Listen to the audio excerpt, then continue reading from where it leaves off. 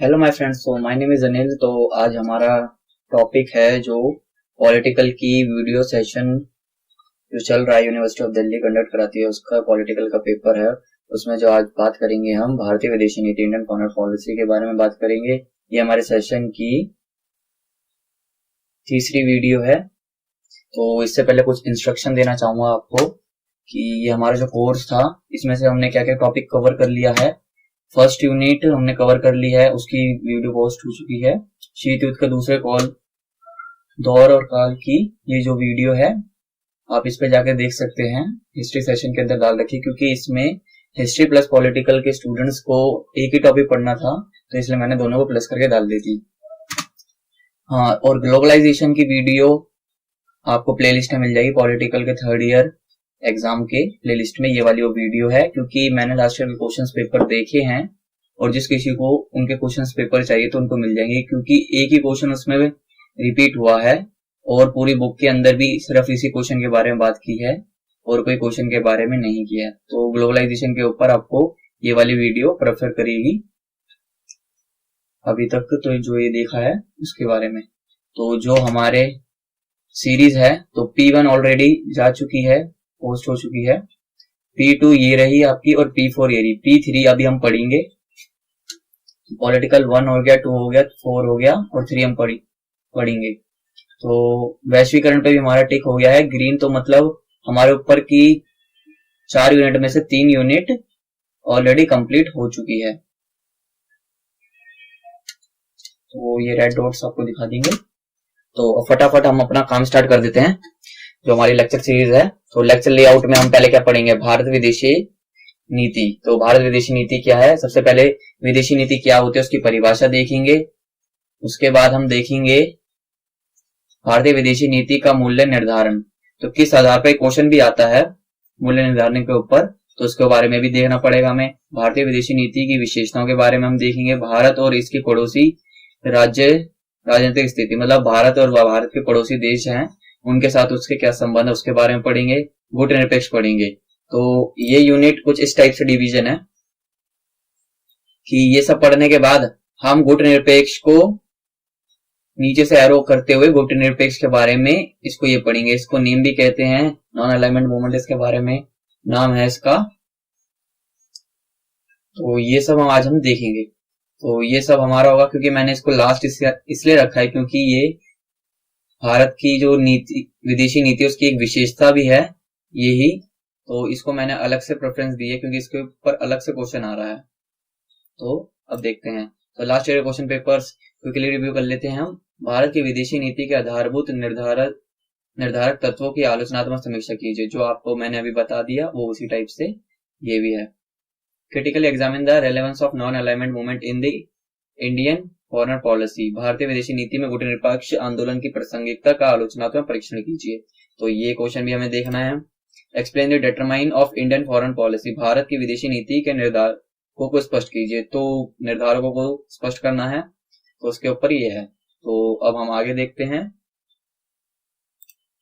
तो वीडियो का part 1 start. Bharat विदेशी नीति परिभाषा देखते हैं। देश की विदेशी नीति जिसे विदेशी संबंधों की नीति भी कहा जाता है। देश की वह नीति जो विदेशों से संबंध को जोड़ती है उसको विदेशी नीति कहते हैं। अपने राष्ट्रीय हितों की रक्षा करने के लिए अंतर्राष्ट्रीय संबंधों के वातावरण में अपने लक्ष्यों को प्राप्त करने के लिए राज्य द्वारा चुनी गई सर्वहित रणनीतियों का समूह होता है। विदेशी नीति वह नीति होती है जब कोई देश अपने हितों को पूर्ण करने के लिए विदेशिक तौर पे अपने हितों को पूर्ण करने के लिए अपनाता है, उसको विदेशी नीति कहते हैं। किसी देश की विदेशी नीति दूसरे देशों के साथ आर्थिक, राजनीतिक, सामाजिक तथा सैन्य विषयों पर पालन की जाने वाली नीतियों का एक समुच्चय है। तो विदेशी नीति क्या है कि वो आर्थिक रूप से भी जानी जाती है, राजनीतिक रूप से भी जानी जाती है। मतलब विदेशी नीति राजनीतिक तौर पे, विदेशी नीति आर्थिक तौर पे, विदेशी नीति सामाजिक तौर पे और विदेशी नीति सैन्य तौर पे। तो इन विषयों के ऊपर किसी देश को अपने आप को अच्छे से प्रस्तुत करना है या अच्छे से बताना है या अच्छे से बढ़ चढ़ के दिखाना है, तो उसको अपनी विदेशी नीतियों में इन 4-5 बातों के ऊपर ध्यान देना पड़ता है। वैश्वीकरण और अंतर्राष्ट्रीय गतिविधि में बढ़ते गहन स्तर की वजह से, क्योंकि वैश्वीकरण जो ग्लोबलाइजेशन है वो पूरी मार्केट पर कब्जा करे जा रहा है, वो आप वीडियो देखेंगे आपको उसमें पता चल जाएगा। तो इस वजह से हर नेशन को अपनी फॉरेन पॉलिसी अच्छे से डेवलप करनी पड़ेगी। भारत विदेशी नीतियों का मूल्य निर्धारण क्वेश्चन आ चुका है 2 बार, 2 ईयर के एग्जाम में दोनों बार आया है।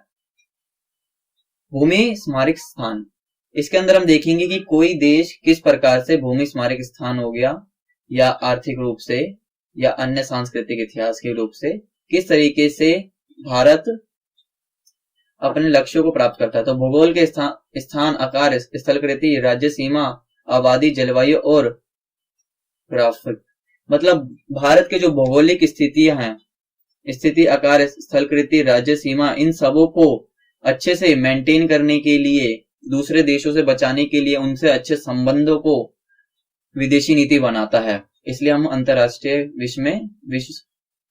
अंतरराष्ट्रीय संबंधों के ऊपर बारे में पढ़ रहे हैं। ये सभी तत्व भारतीय राष्ट्रीय महत्व है। यह सब किसके लिए है? भारतीय राष्ट्रीय महत्व के लिए है। अंतरराष्ट्रीय संबंधों का इतिहास दिखाता है कि स्थान हमेशा रहता है, क्योंकि ये है कि बिल्डिंगें तोड़ दी जाती है, स्मारक मिटा दिए जाते हैं, नाम मिटा दिए जाते हैं, हमारा स्थान हमेशा रहता है। ब्रिटेन के रणनीति स्थान है और व्यापार और नौसेना शक्ति दोनों के मामले में लहरों पर शासन करने में उसकी मदद की। तो ब्रिटेन की रणनीति क्या रही? स्थान रही। तो इसका मतलब यह है जिस प्रकार से ब्रिटेन ने भारत के ऊपर कब्जा किया, उस हिसाब से उसकी रणनीति स्थान रही। तो वो स्थानों पे कब्जा करते। एक टाइम पर यह था कि ब्रिटेन का सूर्य अस्त नहीं हुआ करता था।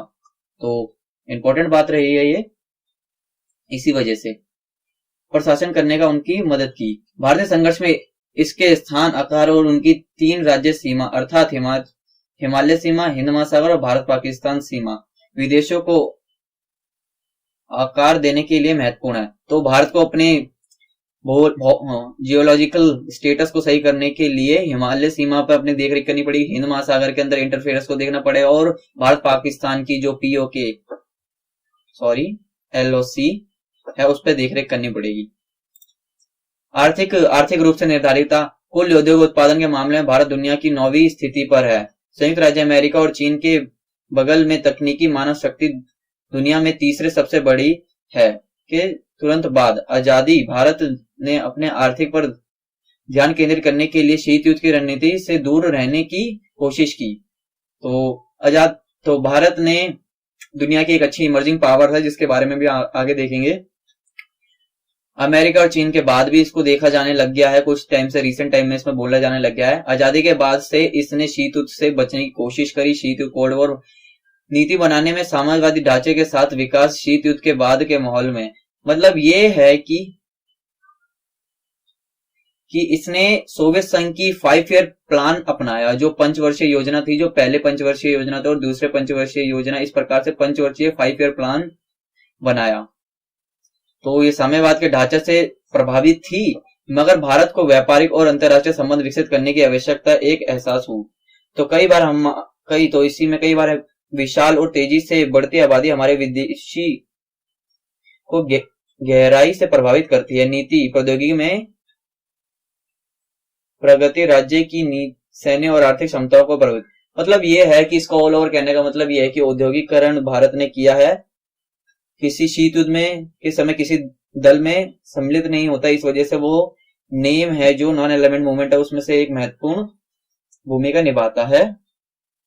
प्रौद्योगिकी में प्रगति करता है, टेक्नोलॉजी में अच्छी डेवलपमेंट करता है। Natural resources created riches as the self sufficiency in state also making economical, मतलब संसाधनों की भरमार भी भारत के अंदर है अच्छे से।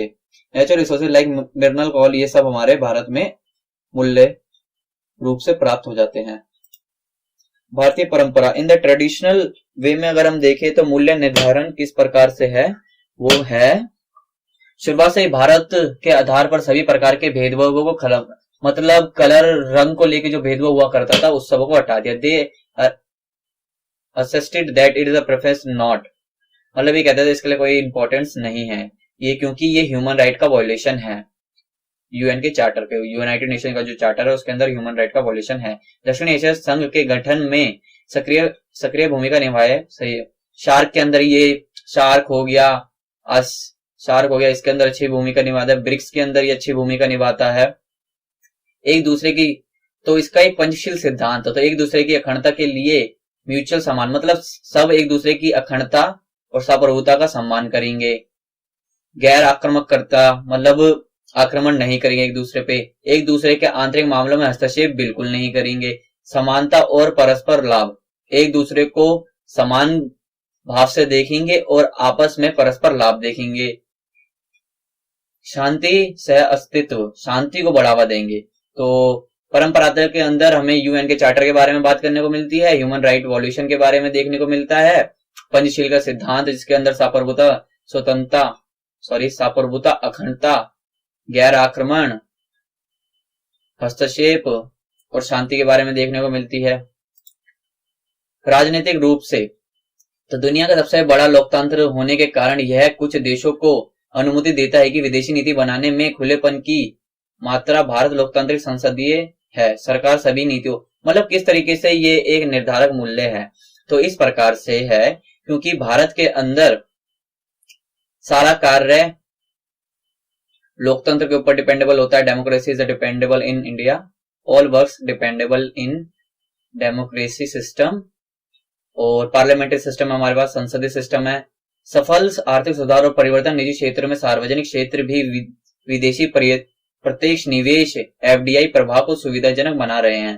तो भारत ने अपनी एफडीआई पॉलिसी 1990 के बाद 1990 के बाद इसको अच्छे से इंप्लीमेंट कर लिया क्योंकि वैश्वीकरण आ गया था और आईएमएफ द्वारा कुछ मुख्य प्रकार की शर्तें रखी गई थी। इसके बीच भारतीय संविधान मानव अधिकारों के बुनियादी सिद्धांत का पालन करता है और जनतंत्र जनता द्वारा चलाने वाले तंत्र को ये कहता है, इसलिए इन्हें डेमोक्रेसी अपना रखी है और ये मानव अधिकारों को बुनियादी सिद्धांत देता है। तो राजनीतिक संकट में हम मानव अधिकारों के बारे में देखते हैं, जनतंत्र के बारे में देखते हैं, सफल आर्थिक सुधारों परिवर्तनों के बारे में देखते हैं, एफडीआई के बारे में देखते हैं। भारत विदेशी नीति की विशेषता, विदेशी नीति की विशेषता, ये क्वेश्चन आ सकता है। तो भारत की साम्राज्य विरोध पर जोर, साम्राज्यवाद का विरोध पर जोर, साम्राज्यवाद के विरोध पर जोर का मतलब है कि किसी और देश पे कब्जा नहीं करना, उपनिवेश बनाने जो बनाता है तो उसके प्रति भारत अपनी विदेशी नीति के अंदर कहता है कि मैं इसका विरोध करता हूं। गुटनिरपेक्ष आंदोलन, गैर संकीर्ण आंदोलन भी कहते हैं इसको। नॉन एलिमेंट मूवमेंट, गुटनिरपेक्ष की ये इसकी विशेषता है। आगे जब हम गुटनिरपेक्ष के बारे में पढ़ेंगे तो गुटनिरपेक्ष से रिलेटेड सारे टॉपिक इसके अंदर हम पढ़ेंगे। किस प्रकार से भारत इसकी स्थापना में मदद करता है, किस प्रकार से इसके सम्मेलनों में मदद करता है, आगे। परमाणु गैर परस्पर, मतलब परमाणु व एटॉमिक बम्स का कोई निर्माण नहीं करेगा। धर्मनिरपेक्ष, भारत एक धर्मनिरपेक्ष देश है, यहाँ पर किसी भी धर्म को कोई विशेष अधिकार प्राप्त नहीं है। हाँ, तो अब हम बात करेंगे भारत और इसकी पड़ोसी भू राजनीतिक स्थिति। भारत और इसकी पड़ोसी भू राजनीति, मतलब भारत के अपने पड़ोसी देशों के साथ संबंध क्या है। मेरे को लगता है ये क्वेश्चन आएगा क्योंकि ये अभी तक पूछा नहीं गया है और इसके ऊपर बहुत वास्ट में लिखा हुआ है, तो ये आएगा। भारत, पहले पढ़ेंगे भारत चीन। तो भारत चीन पहाड़ी सीमा के साथ एशियाई साझा करने के दो दिग्गज है। एशियाई का मतलब ये एशिया के भाग में गिने जाते हैं ये दोनों, तो उन दोनों के पार्ट में से ये महत्वपूर्ण है। भारत और चीन में आम आर्थिक हित है लेकिन उनके राजनीतिक तंत्रों में बहुत कम आम है। मतलब कम्युनिस्ट देश है तो कहीं पर लोकतंत्र देश है। आर्थिक हित अच्छे हैं क्योंकि इंडियन इकोनॉमी भी now emerging as a best economy and China is also, but उन दोनों में डिफरेंस है। तो डिफरेंट है, क्या है, एक में कम्युनिस्ट है एंड एक में डेमोक्रेसी है। एक में कम्युनिस्ट पार्टी का शासक है और भारत में डेमोक्रेसी है। 1954 में भारत और चीन ने एक हस्ताक्षर किए तिब्बत पर 8 साल के समझौते। मतलब ये हुआ कि तिब्बत के कुछ एरिया पर हस्ताक्षर करके वहां पर पंचशील सिद्धांत को लाया गया। पंचशील का इस प्रकार 1950 के दशक में चीन के साथ भारत की कूटनीति का पकड़वार्षा हिंदी चीनी भाई भाई के नाम से भी जाने जाते हैं। तो चीन के संबंध में अभी तक हमने देखा कि चीन एशिया महाद्वीप और भारत और चीन एशिया महाद्वीप के एक देश है। आर्थिक रूप से ये अच्छे इमर्जिंग है मगर राजनीतिक रूप से मतलब शासन करने के रूप से इन दोनों की सिस्टम अलग है, एक कम्युनिस्ट है तो एक लोकतंत्र के ऊपर ध्यान देता है। अगर अगले हम देखते हैं कि पंचशील सिद्धांत के अंदर उसने हिंदी चीनी भाई भाई और संगठन देखे। चीन सेना ने 20 अक्टूबर मतलब ये होता है कि कुछ विवाद भी हमारे इससे रहते हैं, तो 1962 को भारत पर हमला किया तो तैयार ना किया गया, तो खराब षड्यंत्र, और मतलब भारत इस युद्ध में अच्छी तरीके से हार जाता है और 40 किलोमीटर तक भारत को अंदर की ओर धकेल दिया जाता है। मतलब 40 किलोमीटर चीनी दोबारा हमारे एरिया पे कब्जा कर लिया जाता है। पूर्वोत्तर और लद्दाख में रणनीति बुनियादी पर कब्जा कर लिया गया। चीन ने एक तरफा संघर्ष विराम घोषित कर दिया 21 नवंबर को और नियंत्रण की अपनी नई लाइन के लिए 20 किलोमीटर वापस ले लिया। तो हुआ यूं कि उसने 40 हमारे पे कब्जा किया, हमने नियंत्रण बनाने के लिए रेड क्लिफ है तो उसके ऊपर नियंत्रण बनाने के लिए, ये रेड क्लिफ है, मेरे को उसके बारे में थोड़ा कंफ्यूजन है, तो रेड क्लिफ है शायद, तो उस पर नियंत्रण बनाने के लिए इसने ऐसा कर ला। भारत पाकिस्तान संबंध पाकिस्तान 1997 में दोनों देश आजाद होते हैं। कश्मीर विवाद, तो वर्तमान में आप देख सकते हैं कश्मीर के ऊपर क्या विवाद चलता रहता है, उसके बारे में आप लिख सकते हैं इसके अंदर, किस प्रकार से टेररिज्म को बढ़ावा मिल रहा है कश्मीर के ऊपर, उसके पार्टीशन को लेके प्रभाव पड़ रहा है, क्योंकि जो विलय करवाया गया था वल्लभ भाई पटेल द्वारा, उसको आज तक पूर्णतः विलय प्राप्त नहीं हुआ है उसको, कश्मीर को। और इसका अपना ही एक कॉन्स्टिट्यूशन है, भारत ने इसको आर्टिकल 370 के अंदर स्पेशल प्रोविजन देके बांग्लादेश का निर्माण होता है। 1971 की जो युद्ध होता है उसके बाद से पाकिस्तान के पूर्वी क्षेत्र का जो पाकिस्तान था, एक पश्चिमी क्षेत्र का पाकिस्तान था, उनमें से बांग्लादेश निकाल लिया जाता। शिमला आर्ग्यूमेंट में बांग्लादेश के ऊपर उसका निर्माण के बारे में बात की जाती है, साथ में आर्थिक, सामाजिक, सांस्कृतिक रूप से सहयोग करने की बात कही जाती है। भारत और इसकी पड़ोसी भू राजनीतिक स्थिति बांग्लादेश के साथ विवाद हमेशा ये रहता है कि वो हमारी सीमाओं में घुस जाते हैं। रिफ्यूजी कैंप्स आप देख सकते हैं, करंट न्यूज में बहुत आ रहे थे, रिफ्यूजीज के बारे में है। तो हुआ यूं कि अक्सर विवाद रहता है कि वो जल विवाद से रहता है कि वो वहां पर उसको जल सही से प्राप्त नहीं हो पाता है और कभी कभी भारत ज्यादा जल छोड़ देता तो वो बाढ़ से प्रभावित हो जाता है। बांग्लादेश में एक सीमा सुरक्षा भी है, क्योंकि बांग्लादेश दलदलीय इलाके में से बटा हुआ है, तो वहां पर जो सीमा का डिस्ट्रीब्यूटर है वहां पर लाइंस खड़ा करना, रोज बिछाना, ये सब बहुत मुश्किल है। तो सीमा पार करते समय भी कई लोगों को मार दिया जाता है बिना आइडेंटिफिकेशन के। तो इस प्रकार से बांग्लादेश भारत पर क्लेम कर रहा है। भारत श्रीलंका को एक बार देख लेते हैं। श्रीलंका का क्या है? श्रीलंका में ऐसा है कि श्रीलंका के साथ भारत के संबंधों को प्रारंभ करने के लिए प्रमुख कारक सुरक्षा रहा है और दक्षिण भारत और उत्तर पूर्व शिलोंग में रहने वाले तमिलों का साझा जातीयता। मतलब यह है कि in the 1918 the ethical conflict between the Sri Lanka Sinhalese in the south and Sri Lanka Tamils, Sri Lanka के तमिल्स और श्लेष और दक्षिण भारत के जो नीचे के तमिल व्यक्ति हैं उनके मध्य में ये डिस्प्यूट रहता है। तो इंडियन पीस कीपिंग IPKF को भेजा जाता है शांति के लिए, और बाद में कुछ समय बाद FTA तो फ्री ट्रेड आर्ग्यूमेंट के ऊपर ही बात करें। मतलब फ्री ट्रेड बहुत से मतलब आगे पीछे से जो ये ट्रेडिंग सिस्टम है, तो एक पैटर्न सा समझ आता है कि आपस में किस प्रकार से एक दूसरे से जुड़े हुए हैं। भारत नेपाल के संबंध में, नेपाल की 1700 किलोमीटर की सीमा है। दोनों देश आपस में परस्पर बने रहते हैं अच्छे से। आप नेपाल में बिना उसके वीजा के जा सकते हैं। 1950 के दशक में नेपाल ने भारत के साथ घनिष्ठ संबंधों का स्वागत करते हुए नेपाल की संख्या के रूप में, मतलब भारत के अंदर यह है कि नेपालीज जो है वो भारत में आके काम करने लग जाते हैं, भारत के अंदर काम कर सकते हैं। आप देखते भी होंगे बहुत जगहों पर।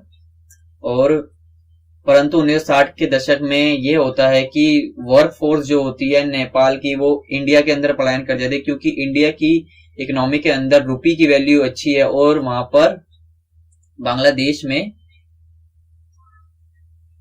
हमारे मतलब इंटरनेशनल मार्केट में जिस प्रकार से डॉलर हमारे रुपये के मुकाबले मजबूत है, तो ऐसे ही नेपाल के पैसों के मुकाबले हमारा भारत मजबूत है, तो वहां से पलायन कर लेते, तो भारत में तो ये अच्छी बात हो जाती है कि वर्क फोर्स मिल जाती है, परंतु नेपाल के अंदर ऐसा नहीं होता है।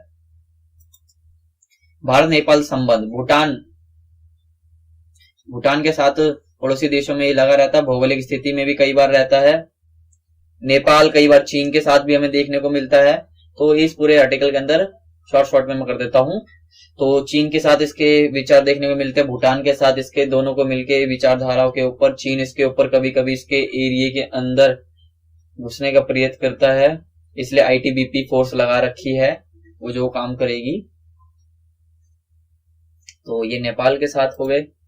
हाँ, तो भारत एक उभरती शक्ति किस तरीके है, तो भारत एक उभरती शक्ति किस तरीके से है, तो जनसंख्या के आधार पर भारत की एक अच्छी जनसंख्या है, और जनसंख्या जो है वो नौजवान वर्ग की है, और नौजवान वर्ग वर्क फोर्स में गिना जाएगा।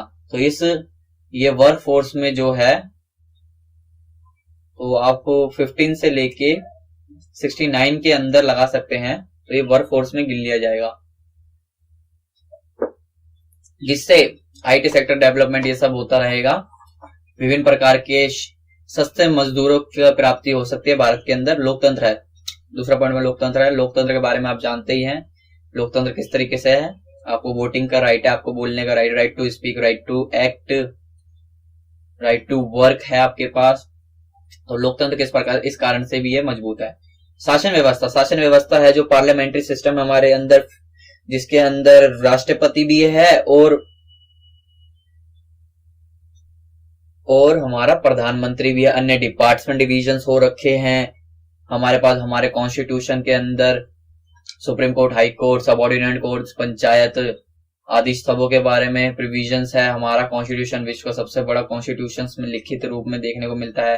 कंप्यूटर तथा सूचना तकनीक के सेक्टर में, तो बेंगलुरु आपने देखा होगा आईटी सेक्टर के लिए नाम से जाना जाता है। दिल्ली के अंदर गुड़गांव सिटी या नोएडा सिटी को आईटी सेक्टर के नाम से अच्छे से देखा जाता है।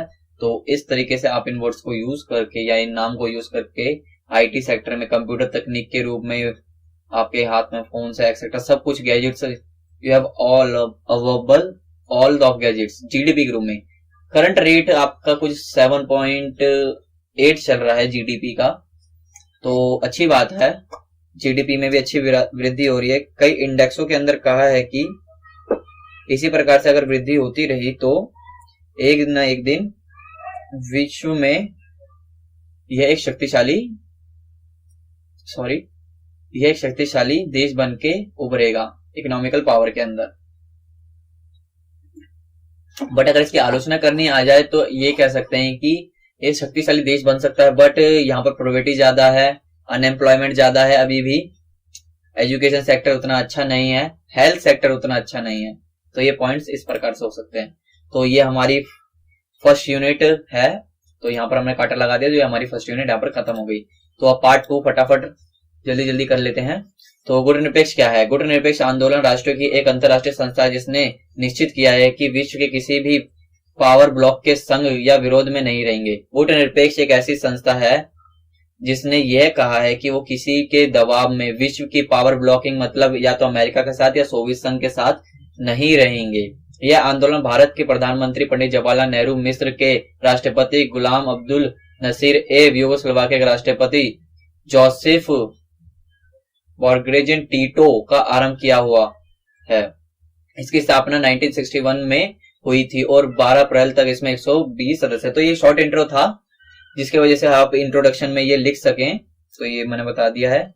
तो नेम क्या है? नॉन एलिमेंट मूवमेंट है। इसकी स्थापना के अंदर प्रधानमंत्री टीटो और अब्दुल नसीर जी का अच्छा योगदान देखने को मिलता है। ये किसी भी पक्ष में जो विश्व स्तर पर शक्तियां हैं उसका विरोध करती है, उसमें खुद को न जाने देती है और ना उनको कहती है कि हमारे बीच के अंदर हस्तक्षेप करे।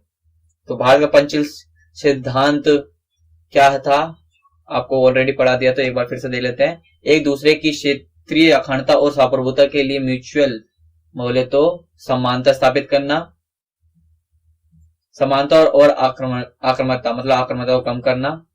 घरेलू मामले में म्यूचुअल और हस्तक्षेप, समान रहना, घरेलू मामले में समानता और हस्तक्षेप करना, ये सब है। समानता और पारस्परिक लाभ है, शांति, सलाह अस्तित्व, ये सब इसके बारे में पॉइंट्स है। प्रासंगिकता क्या है? सबसे पहले यह खुद को प्रकृति, अब तो ये इंपॉर्टेंट क्वेश्चन आता है, कई बार पूछ लिया जाता है जब लास्ट ईयर के, अभी तो पेपर्स में शायद देखा नहीं है, बट तो ये आता रहता है। इसके ऊपर क्या है? सबसे पहले यह खुद को प्रकृति में गैर पदों में से मानता है और इसमें कोई भी देश नहीं है। मतलब ये प्राकृतिक तौर से एक नॉर्मल है, इसमें कोई सी भी देश कोई भी आके मिल सकता है। वीटो शक्ति किसी के पास नहीं है। संविधान के किसी भी पावर के रूप में कई समान संगठन करते हैं। यह मतलब यह इसमें वीटो पावर किसी के पास नहीं है। कॉन्स्टिट्यूशन इसमें कोई बना नहीं रखा। यह मान्यता से बाहर किया गया था कि इतने सारे देशों के साथ कई अलग अलग दृष्टिकोण हो सकते हैं। मतलब इसमें वीटो पावर नहीं है, कोई भी देश आके इसके अंदर मिल सकता है, मगर उसके लिए कुछ शर्तें हैं। और कोई भी देश आके इसके अंदर मिल सकता है, ये इसकी शर्तें हैं। और इसके अंदर यह भी कहा गया है कि इसमें मानव अधिकारों के ऊपर भी बात है, आगे हम देखेंगे। दृष्टि और प्रतिकर रहते हैं, तो अलग अलग देश इसमें जो सम्मिलित हैं, उन देशों की समस्या एक समान नहीं होगी, तो इसलिए इसको अलग अलग प्रकार से हम देख सकते हैं। प्रासंगिकता के ओर ऐसा माना जाता है कि प्रधानमंत्री भारत को विकास और सुरक्षा के जिन मार्गों पर ले जाना चाह रहे हैं, उनमें के लिए गुणनिरपेक्ष की सार्थकता नहीं है। मतलब अब ओपन ट्रेड पॉलिसी हो गया है, तो हमें भी औपनिवेशिक देश अमेरिका या सोवियत संघ जैसे देशों के साथ अपने सुलझाना पड़ेगा इकोनॉमी को अच्छा बूस्ट करने के लिए। तो इतना ये अब इसका कोई रेलेवेंस नहीं रहा। एक तरह यह भी दिया जा सकता है कि गुटनिरपेक्ष आंदोलन का गठन ही असमान देशों को लेकर किया गया था, इसलिए इन देशों को आपस में जोड़ने वाला तत्व का अभाव है। तो आपस में जोड़ने वाले तत्व का अभाव इस वजह से है क्योंकि इसके पास उतनी पावर नहीं है, क्योंकि असमान देश है। खुद उनकी इकोनॉमिकल इतनी अच्छी नहीं है जो गुटनिरपेक्ष के अंदर कंट्रीब्यूशन करे, और कंट्रीब्यूशन करके जो देश उसके अंदर लो इंडेक्स रेटिंग्स में दिख रहा है, मतलब हेल्थ इंडेक्स या प्रोवर्टी इंडेक्स या इनकम इंडेक्स, ये सब उसमें उसको उतना प्रभाव भी नहीं रहा है। गुटनिरपेक्ष देशों ने भारत के कठिन समय में भी उसकी सहायता नहीं की। 1962 का युद्ध हुआ था, उसमें वो उसकी सहायता नहीं करता, और 2002 में भी उसकी सहायता नहीं करता है। गुटनिरपेक्ष आंदोलन के पास ऐसी कोई विशेष विचारधारा नहीं है जिसके चिपक के रहने की आवश्यकता महसूस हो। मतलब इसकी कोई अपनी विचारधारा नहीं, क्योंकि ये सबों के ऊपर साथ चलता है, तो इसलिए इसकी कोई विचारधारा नहीं है। इसी वजह से इसका गठन उपनिवेश साम्राज्यवाद व नस्लवाद के विरुद्ध में किया गया था। इसमें परमाणु निशस्त्रीकरण पर भी अपना सहमति है। बाद में भारत ने ही परमाणु अप्रसारण संधि से अलग होकर इस परंपरा को तोड़ दिया।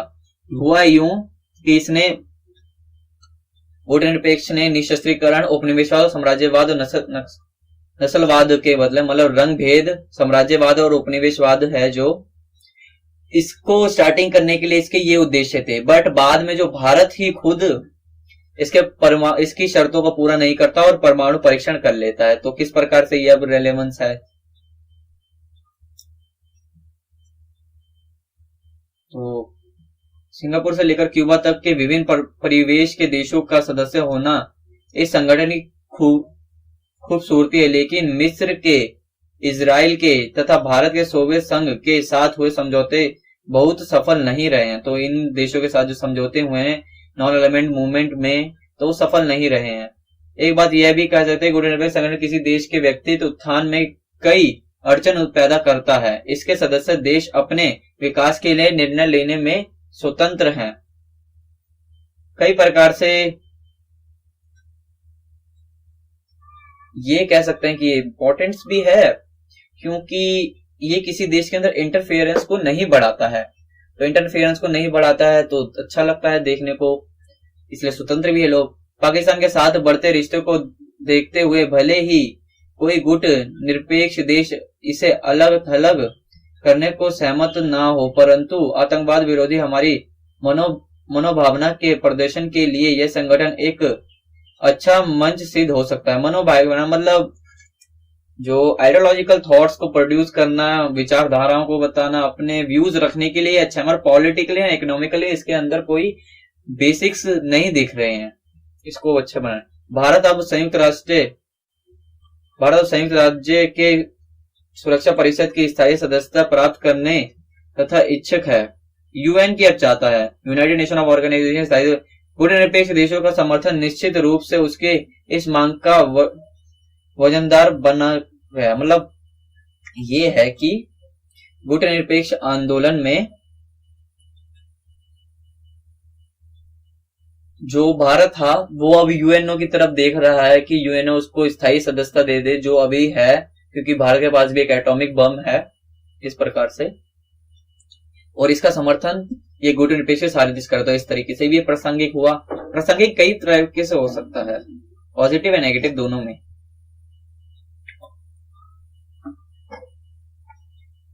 भारत जिस प्रकार से विदेशी नीतियों को अपना रहा है उसे देखते हुए गुटनिरपेक्ष संगठन का आज भी मैच है। गुटनिरपेक्ष संगठन तो हमारे ही वृद्ध विश्व के सपने का हिस्सा है। हो सकता है कि आज की विदेशी नीति की व्यवस्था को देखते हुए भले इस संगठन की सहायता हमें अर्थपूर्ण न लगे, परंतु इस परिवर्तनशील दौर में विश्व समुदायों के साथ लेकर चलना ही दूरदर्शिता है। तो ये भी है। तो हमने ये सीरीज कंप्लीट कर ली। सीरीज नहीं, ये हमारा P3 कंप्लीट हो गया है। P2 आपको मिल जाएगा, P4 भी आपको अभी उसके अंदर प्लेलिस्ट के अंदर आपको मिल जाएगा। तो it's my name and anything. तो like, share and subscribe our channel. We are providing best things. If you like it तो please like, share and subscribe it. Thanks for any question, please feedback.